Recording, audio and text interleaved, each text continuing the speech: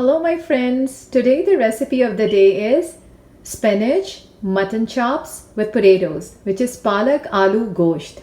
For this I have 1 pound of mutton chops cleaned in a plate, and then I have 10 ounces of frozen spinach each box, so there are 20 ounces of frozen spinach, 2 medium tomatoes chopped, 3 medium potatoes cut and kept in cold water, 2 medium onions chopped, and the dry spices I have 1 teaspoon of salt or to taste, 1 teaspoon of red chili powder, 1.5 tablespoon of coriander powder, 1/4 teaspoon of turmeric powder, and then I have the cumin powder, which is zira powder, 1 teaspoon. So first, in the pressure cooker I have 1/2 cup of oil in which I'm gonna add the chopped onion and fry until it's golden brown or light golden. We will also need 2 teaspoons of ginger garlic paste.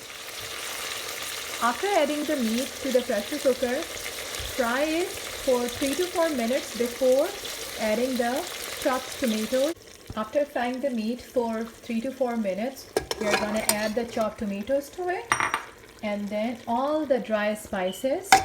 We are going to add this, mix it, and let it cook for another 2 to 3 minutes. Another tip is, when you put the lid on tightly on the pressure cooker, leave the pressure cooker on high flame and wait for the first whistle. After the first whistle goes off, you can turn the flame to medium low for next 15 minutes and let the meat get tender before releasing the pressure or letting it cool down and opening the lid. After opening the lid of the pressure cooker, you will see that the tomatoes and everything looks tender, but now we have to cook it all together for 3 to 4 minutes on high flame, which is called, we have to start cooking it on high flame for 3 to 5 minutes. We have to bonify the masala all together. So I took out the meat from the masala after cooking it for 3 to 4 minutes. In addition, on high flame, I took it out in another separate pan, and now I'm gonna add the frozen spinach, or you can add the fresh spinach also. I have 20 ounces of these, along with the potatoes which were resting in the cold water. After adding the spinach and the potato cubes to the leftover curry or the masala, we just have to mix it, let it cook. If you think that there is less masala or the gravy or the curry left, you can add accordingly. You can add water accordingly and let it cook on medium to high flame, uncovered, and then cover it for a few minutes so that the potatoes can get cooked and tender.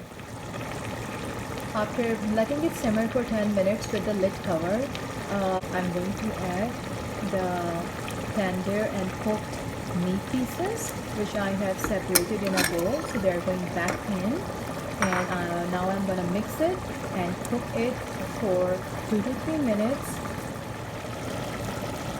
Adjust the red chili powder, salt, any seasoning which you like to add more. Along with this, 1/2 teaspoon of garam masala powder. The flame right now is medium high, and I'm gonna mix it up and then let it simmer for 5 minutes with the lid on top of it. So my dear friends, this is the final look of the aloo, palak and gosht. So I used mutton chops. I hope it is delicious as always. Enjoy it with your family. Don't forget to subscribe to my YouTube channel.